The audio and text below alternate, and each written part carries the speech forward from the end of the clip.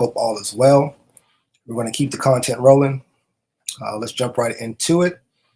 So this particular article, this is from the National Academies, specifically nationalacademies.org, but National Academies, Sciences, Engineering, Medicine. And the title is Building the Skilled Technical Workforce. It's very much a work in progress. Now, traditionally, I like to share the articles that I receive as soon as I get them, but that's not the case every time.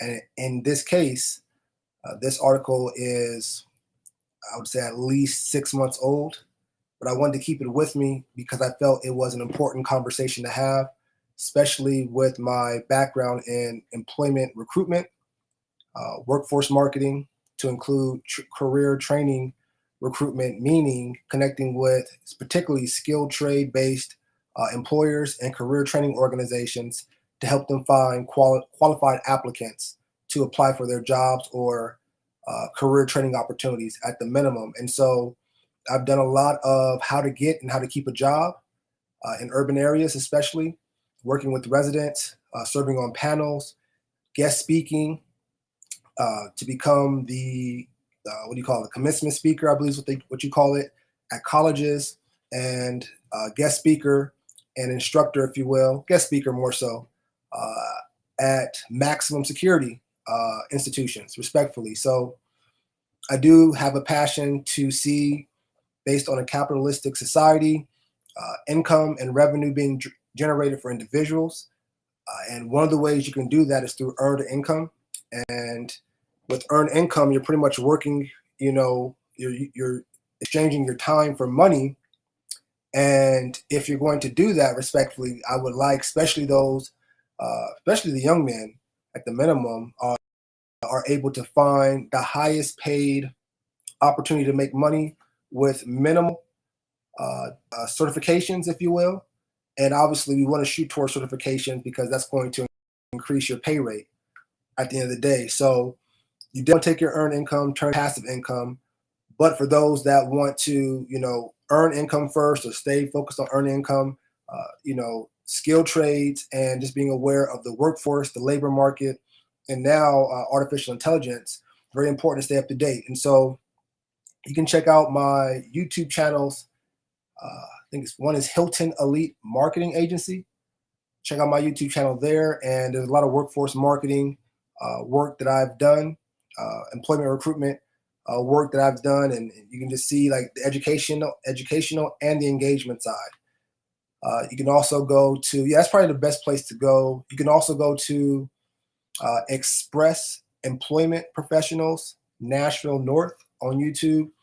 And if you go to some of the earlier playlists, you'll find me if you want to see some of the work that I've done with employers promoting their available job opportunities to the residents within their community. So just my passion and background. Shout out to National Academies, Science, Engineering, Medicine for putting this article together. Would love to connect with this organization and connect with the personnel there to build a working relationship. So if anyone happens to be watching, reach out. And at the minimum, I hope that we can get possibly Harry Hosier on to join me on my Insight into Insight, all things societal, where I'll say it one more time, Insight into Insight, all things societal, where I get a chance to connect with and talk with civics, business, and community leaders about the activities they have going on or things that the everyday individual should be aware of, maybe get an opportunity to ask some of the questions and get some of the answers that we are normally not able to get for whatever reason. And so check out my podcast, Insight into Insight, all things societal.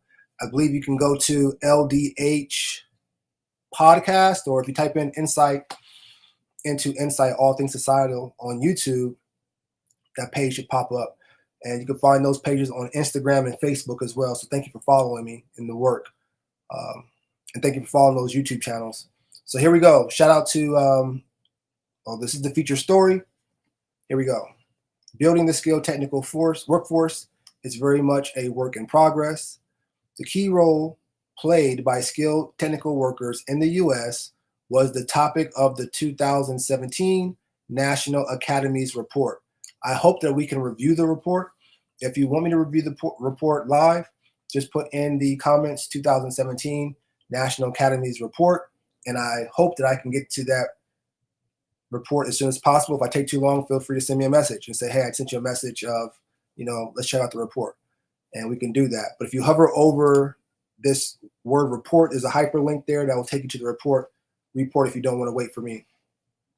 Back to the article, and forgive me for not saying commercial break me, please. I want to shout out my friend Joe T. Baker III, who has a great story of perseverance and his life. And when he shares his story, he's sharing a story, then he'll say commercial break me, please, and he'll share his personal thoughts and then get back to the story. And so that's always resonated with me. And so here I am saying commercial break me, please. I want to shout out my friend Joe T. Baker, and you can check out Joe T. and his work at jtb3.org. J as in Joe, T as in Tom, B as in Baker, the numerical number 3.org. All right, back to the article. We wondered if there's been progress in building this part of the labor force, and how recent developments like legislation to develop computer chips and advances in artificial intelligence are likely to affect it. Harry Holzer, shout out to Harry Holzer, a member of the committee that wrote the report, and John Lafarge Jr., S.J. professor of public policy at Georgetown University, chatted with writer Sarah Frewa to share his perspective. And forgive me if I mispronounce anyone's name. For people who aren't familiar with the term, what is the skilled technical workforce? What types of jobs does it refer to? Holzer says, it's broadly what we often refer to as technicians, jobs that involve some technical knowledge. They can be a very wide range. They can be a very wide range of industries, everything from healthcare to advanced manufacturing to information technology. They are jobs that do not require a BA or a BS, but almost always require some post-secondary training and education. And they usually pay reasonably well for people without a bachelor's degree. Commercial break me, please. And this is why I wanted to bring this article up, and I've been saving it for over 6 months to speak on. Especially want to reach out to young men at the minimum in urban areas. Very important to get your revenue and income up. And this is a way, if you're looking for earned income, to be able to maximize your dollar as you are going into the next levels of your life. And it says clearly here, through a whole report with a committee of, sounds like experts or people that are skilled in their profession, you got healthcare, but this is it, advanced manufacturing. This is the primary field that I'm in. Or when I say advanced manufacturing, think of manufacturing, think of skilled trades. But if you're looking at the future, this is kind of, if you had to pick out of these three, healthcare, advanced manufacturing, information technology, that's the area of where I'm at, especially when it comes to, able-bodied individuals being able to manufacturing. If you look at the history of manufacturing, that's kind of how a lot of the economies were built. You know what I mean? And so when you have a base of an opportunity, and again, I'm not an advocate of earned income, but when you have a base of an opportunity for individuals to get earned income, it does provide a stronger middle class, if you will, and opportunities for growth. And if you look at some of the history, especially in the United States, and where manufacturing was during the times of the United States, there was a time where there was the golden years, and you were able to make some good money without having to go to college. You were able to, as a one individual, support your household, and respectfully, cost of living matched everything, and that happened for a long time. And it's still indirectly the same concept. Now the pay rate and the cost of living, if you will, are a little higher, but in principle, you can kind of use the same thing where you can get a post-secondary education or post-secondary training and education, and get paid reasonably well. You usually get paid reasonably well, but you got to do some work. You got to do some work, some training, and some education. If you're not willing to do that, more power. I don't know what to tell you, but I'm going to say this. I have served as a registered behavior therapist and served as a behavior coordinator in my experience. And when I took the position, I knew nothing of applied behavior analysis, nothing of respectfully being on the spectrum, and not too much about intellectual and disability developments, if you will, disability developments. And so this was something that I had to train and get educated in, just to provide intervention services with the highest ethics and quality of service. And not too long after, I became a registered behavior therapist, meaning by under the state that I was residing in, I was recognized as someone that was a technician. They said the words earlier, someone that involves some technical knowledge. And there needs to be technical knowledge when it comes to reducing behavior, as well as increasing social and social skills at the minimum, and acquisition skills for life. You gotta have certain skills. You gotta know how to differentially reinforce. You may have to prime. You may have to do some pre-mac principle. And again, this is stuff without a college degree, a BA or a BS, but there was some type of education. And guess what? I had to do a 40-hour course, on my own time. So it took me roughly 60 to 70 hours to get everything done for a 40-hour course at the most. So about a month and a half of training. Then I had to get tested in person with the supervisor that was qualified to test me, to basically say on documentation that I had basic knowledge to go take the state test. So I had to pass a test with a certified supervisor just to get a signed document that says I can go take the state test and see if I pass or fail. And I was able to pass, fortunately, on my first try. I studied. I'm telling you, I point to the conversation is this: I really had to study. I really had to put time away, like, and block time out and put that work in. And my family was able to, I created index cards, and my family was able to help me, and they asked me questions. So it became a lifestyle. And once I passed that test, I was, one, able to get a pay raise. Two, I was able to get a promotion. Three, now with my skills and the high demand and low supply, I can almost apply to any place I want in any type of field, and probably make more money than where I was. You know what I mean? And initially, but the company that I was with was an organization that and supported me and invested in me as an individual, treated me like a human being, if you will, and gave me an opportunity to get this statewide training, knowing I can go anywhere else just on the strength, and promoted me and everything, pay raise. I had to, you don't mess up a good thing, respectfully. And I'm still learning, so they will be more lenient with me learning, because they helped support me and get me to where I was, compared to you go somewhere else and you take that money. Now they're expecting, you don't have no relationship with them, and they're expecting you to get the job done. So I know very well, from a consultant, being an entrepreneur, working in executive management for corporations, as well as behavior therapy and getting this certification. When it comes to technical knowledge and having an opportunity, I know it's very much real, and that's why I want to bring this message to the urban areas, because the reality is times are changing. I know we got to get into the article, but this is why I'm bringing it up. Times are changing, and we have to make sure we know how we're getting our income. You got to know, and I'm gonna shout out one of my friends and mentors, Jason Patrick, owner of Express Employment Professionals National North Office, where I told you to go check out the YouTube channel. And he introduced me a whole lot. I can't express so much, but to the corporate world, and how to really build, what you do as a consultant. And it started off by me serving as an employee for his company, director of marketing, community engagement, and eventually his company, his brand, became a client as I became an independent consultant. So, but he said, "What do you like to do? No, what are you good at? What are you good at?" Now, he got it from someone I saw on YouTube, so I'm not saying he came up with it, but what are you good at? What do you like to do? What do you like to do? What are you good at? What do people need?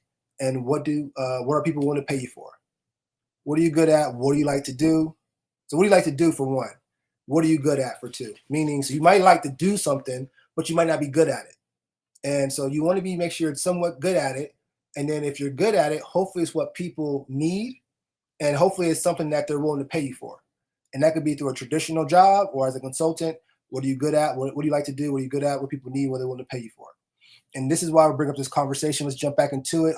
Harry, Mr. Hosier, I would love to have you join me in the podcast if you can feel my passion for this subject. But we need your insight. and your resources and your access, respectfully. And I say we, I'm talking about the urban areas that I serve throughout the United States, Southeast region, and I want to also provide opportunities for African diaspora countries as well. So if you follow my work, you can go to my YouTube channels, vote for Donovan Hilton. So that's vote, the numerical number 4, Donovan Hilton, YouTube channel. Hilton Elite Marketing Agency is another YouTube channel. Of course, we have LDH Advising here.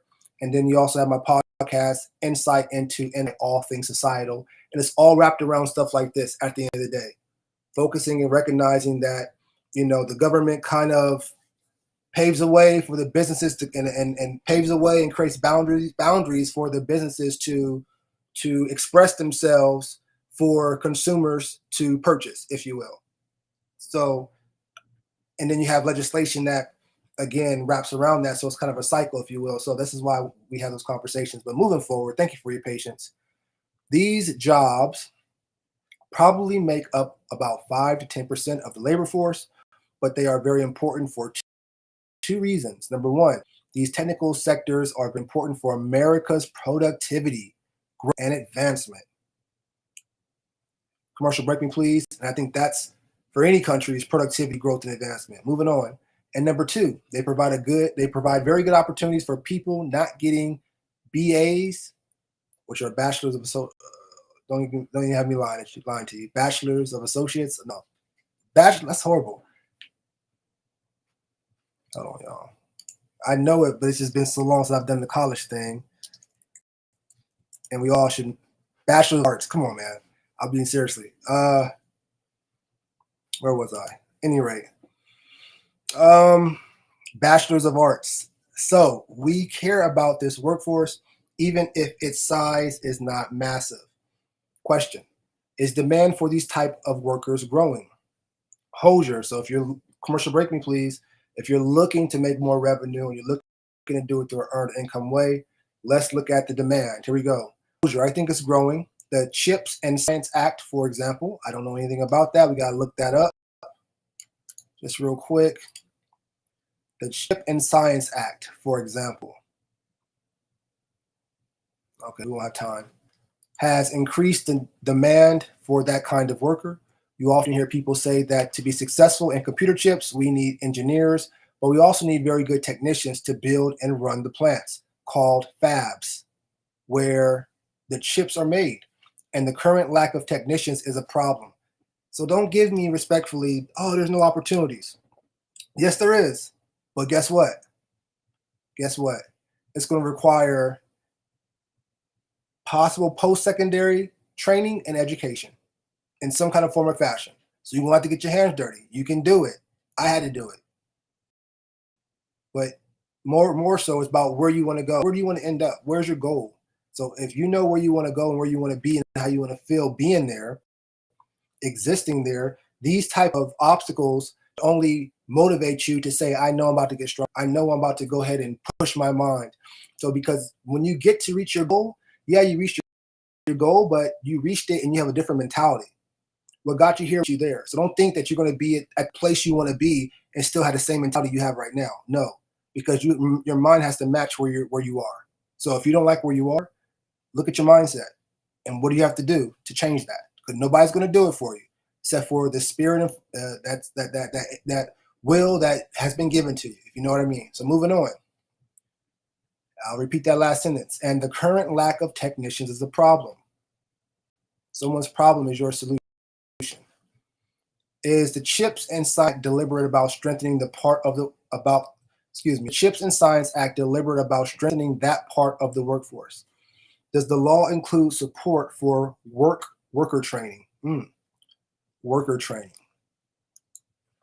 Hosier is very much an allowable use of the funds. And in that particular case, the Commerce Department has been quite serious about figuring out exactly how to do it. So there is money and support and people trying to figure out the best way of doing this, especially in rural areas and small town areas.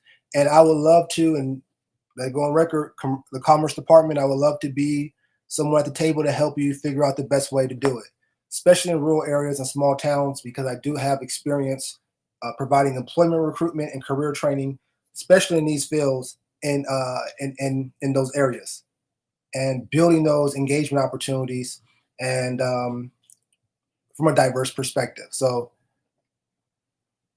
Mr. Hosier, if you have connections to the Commerce Department at the local level, if you will, at the minimum, I'm here for more insight, access, and resources. Moving on. It's hard because a lot of these places struggle anyway to retain well-educated or well-skilled workers. The people who have those skills are often skills very often move away to more promising labor markets. So it's part of the issue of figuring out what community colleges should be doing and what employers should be doing. Apprenticeships will probably figure strongly in all of this. This is huge. So what's happening is people that get the skills or end up moving into promising labor markets. And I'll say this, no, yeah, I'll just leave it there. Promising labor market. So you have to look at, okay, when we're talking about people with skills, now you're going into the municipalities and the counties at this point and saying, hey, what are you doing to provide a place for someone to live, work, and play? What are you doing in your area to provide an opportunity for someone to come in and live, work, and play? A lot of that has to do with your infrastructure, dealing with your highways, dealing with your social service institutions, if you will, dealing with bridges and are there ports and rivers, all those things, at the minimum. So you have to really dig deep. And again, this is why I want to be at the table, because there's an opportunity for you to, as an individual, to I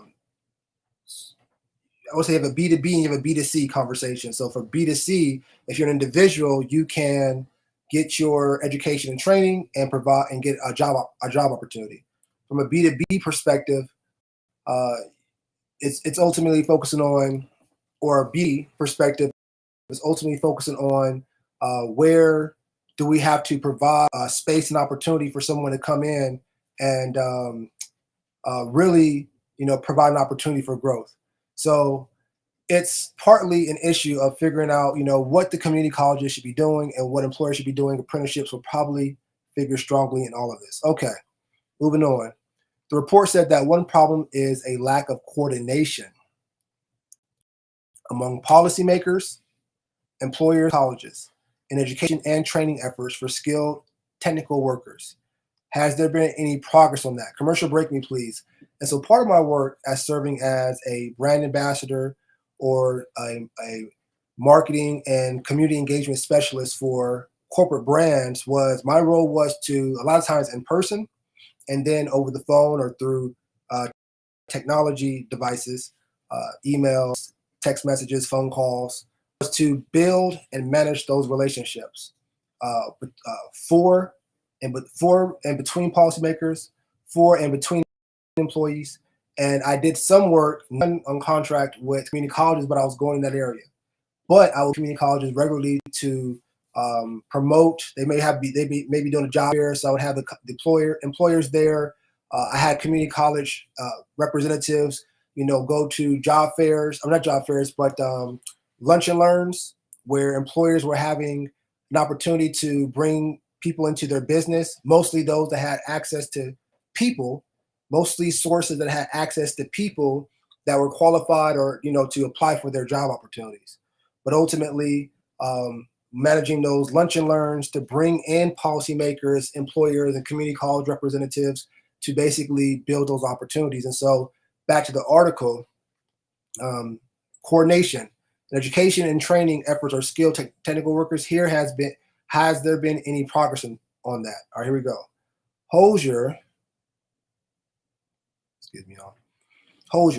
I don't think there's been great progress at a national level. The good news is that there's a lot of innovative activity going on, often at the state and local level. That's a great commercial break me, please. That there, grassroots marketing. And that's what's a great point that I failed to mention. The work that I did was done through what they call grassroots marketing, where you become someone that owns your territory, starting with your zip code. And when you say own your territory, it's about building, managing relationships, and being that authoritative and influential leader in your community to get more buy-in for what you're looking to promote and express, if that makes sense. Back to the article. Some places are figuring out how to bring together their economic development and their workforce development.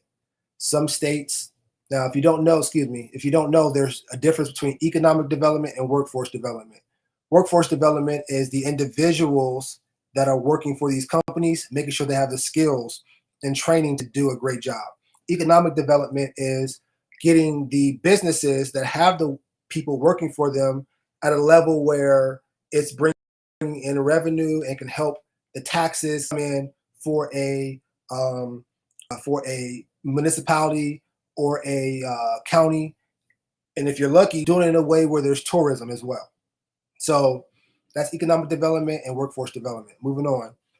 Some state or regional government leaders and nonprofits are trying to work hand in hand with the key regional employers in a lot of those higher demand sectors. And community colleges are trying to figure out how to better interact with the business community and economic development folks.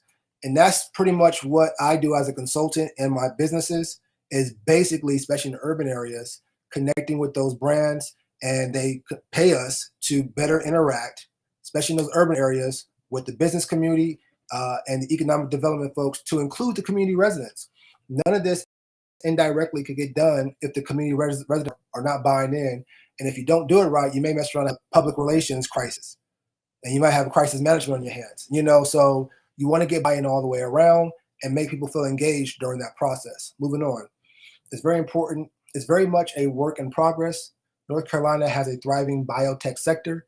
South Carolina has a lot of advanced manufacturing, including some from overseas. Tennessee has auto plants. So around the country, you can see that these efforts either to bring in foreign companies or to grow them domestically. And all across those cases, there's a lot of attention to workforce and how to meet the employment needs and the skills needs of those employers. I'll read that last sentence again. And in all those cases, there's a lot of attention to workforce and how to meet the employment needs and the skill needs of those employers. And so when I was out there, commercial break me please, when I was out there promoting these jobs, a lot of my work when I wasn't doing that were career training organizations asking me to come in because of my background and because respectfully I'm a diverse individual, and I basically, reflect the people that I was serving, if you will, and just my background and all that. They're saying, hey, can you come in and let me see, I don't know my train of thought, how to meet the employment needs and the skill needs of those employers. So basically come in, as I was promoting the jobs, come in and do training on how to get a job. And training could have been a presentation. It could be looking at publication and just going through that, questions and answers, just being a part of a panel, serving at, so basically how to get a job and then focusing on how to keep a job. And that was important for, and the skill needs of those employers. So going into also soft skill training. And so there's a lot to encompass. Hope that makes sense. I'm getting a little off topic, but we're going to move on. But it's very uneven, and we don't even have the research to say this is the right way to do it under these circumstances, and this is the right way to do it under those circumstances. And for the very successful small programs, the big question is, how do we scale those efforts while maintaining the quality? Everybody's trying to figure that out. Great point. Is there anything we can learn from other countries? Hosier. The European Union countries, on average, are better at workforce development below the BA level. They don't put nearly into higher ed that we do, but they put a lot more resources into what they call active labor market policy. Active labor market policy. Active labor market programs are designed for everything from training to doing a better job matching the right workers to the right jobs, to maybe subsidizing jobs for the least skilled people. Germany, Austria, and some of the Nordic countries have much more developed apprenticeship systems that start for a lot of young people in high school.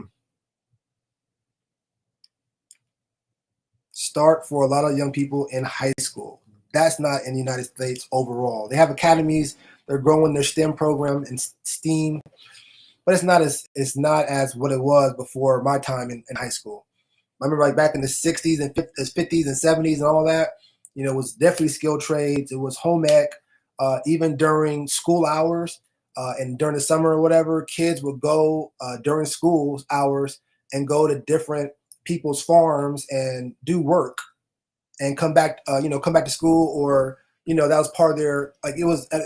I lived in the South for a while, so that was very common to be. So you might have your teacher that owns some farmland, and so your teacher might be like, okay, you're excused at this time because of regulation that allows you to go to the farm and work.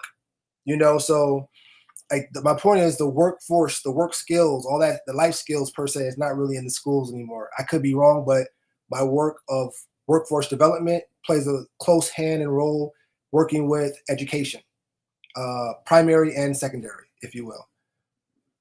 But one of those downsides of the way they do it is that they're much more comfortable with tracking students who are quite young. So in high school, students have to choose between technical track or the university track. The United States doesn't want to go back to tracking because we have a very bad history of tracking by race and class. So we need to try to figure out, how do we provide a robust set of choices to young people without tracking? What's an American version of technical training? A lot of states right now are building what they call career and technical pathways from high school into college, community colleges. They're programs for grades 9 or 10 through 14. And I've had regular experience serving as guest speaker or being part of job fairs or panels for these case and technical pathways at these various colleges in my past experiences or past years. Your own research is currently focused on community colleges. What role can they play in educating people for skilled technical jobs? Hosier. I have a big, what the American Institutes for Research. I have a big problem with people at the American Institute for Research looking at the ability of colleges to do workforce development successfully. We're looking at credentials, associate degrees, and certificates that have clear labor market value and for which people don't have to go on to get a 4-year degree. We are trying to understand why some community colleges are much better than others at getting students with these credentials.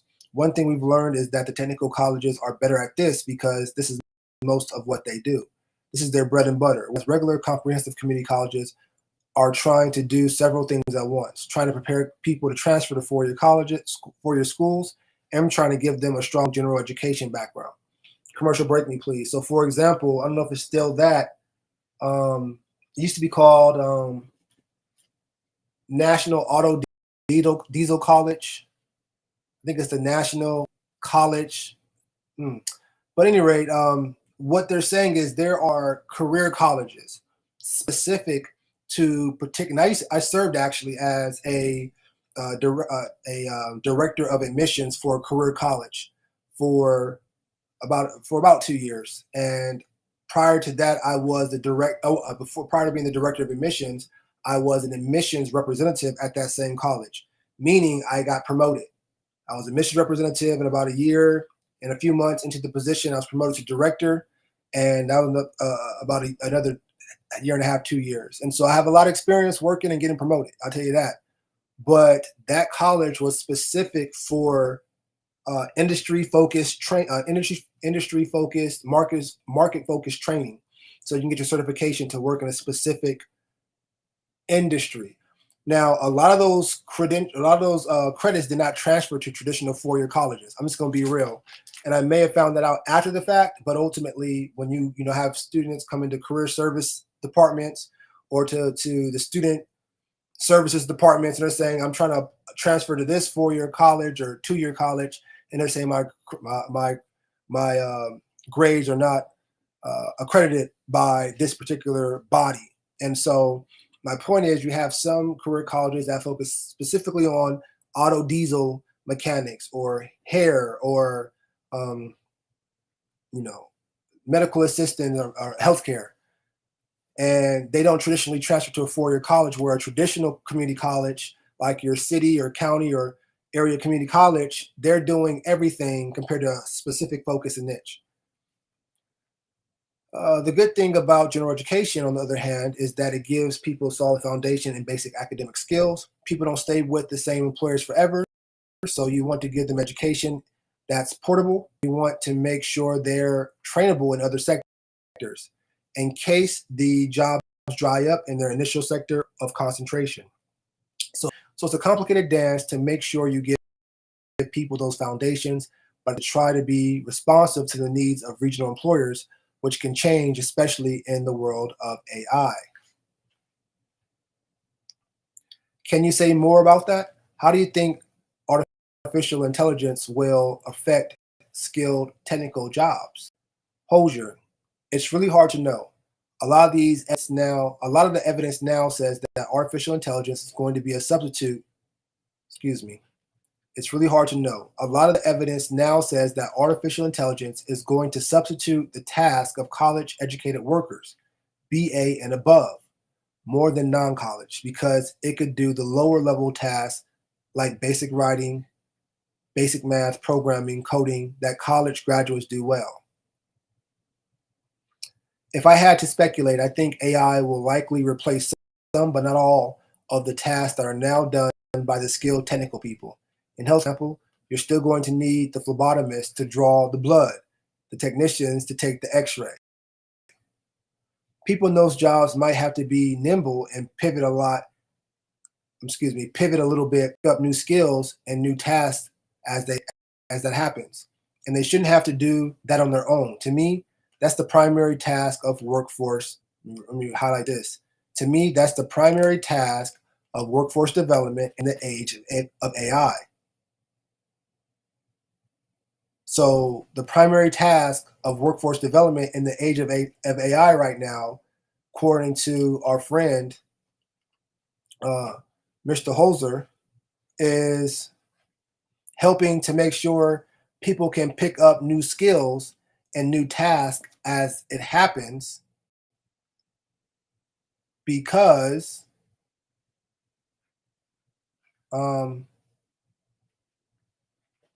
because I can't find what I'm looking for. I can't see it specifically, but because there's some things that technicians will always have to do, basically. And so with that, you may have to adjust a little bit. But with that, what Holzer is saying is supporting those to be able to pivot at any moment. How do we help people navigate these changes? Should we have long learning accounts where people always have a little money to draw on to upgrade their skills? Should we subsidize employers to do more on the job training and maybe even tax them modestly for displacing workers? This would incentivize more employers to retain and retrain workers when they implement new forms of AI. And what I just read, those few sentences, that's called legislation. And that's called, as they said it earlier, if I can find it, please let me find it. That's called, let me find it. That is called, as we're all learning here.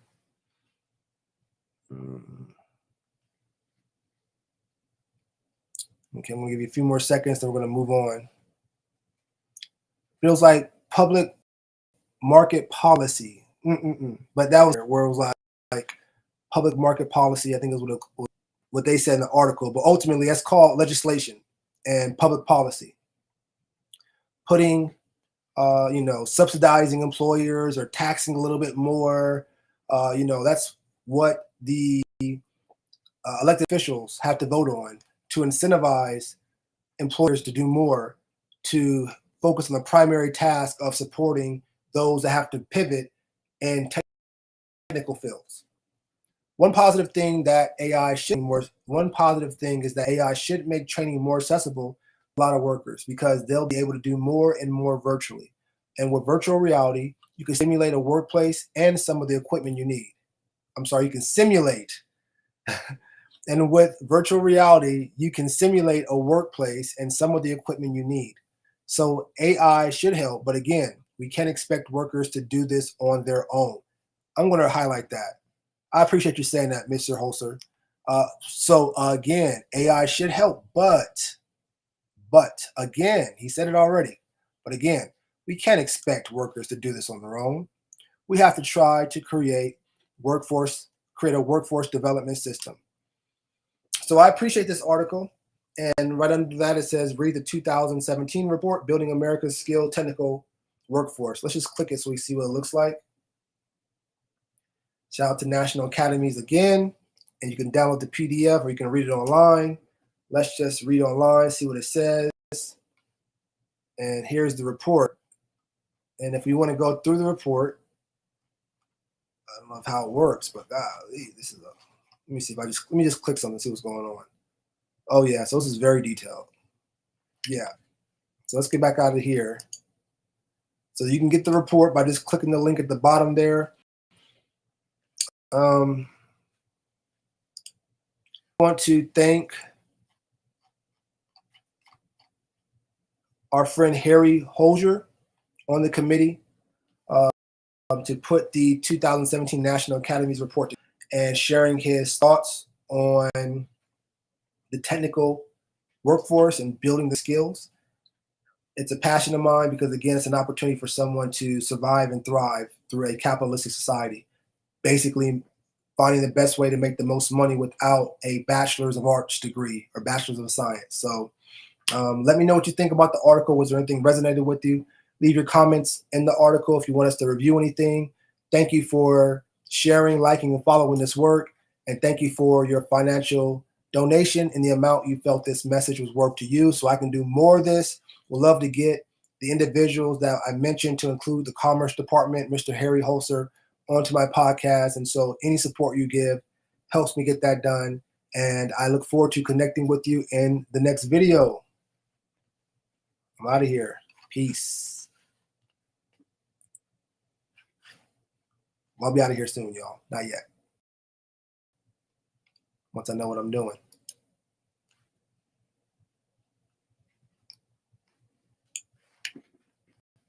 Peace.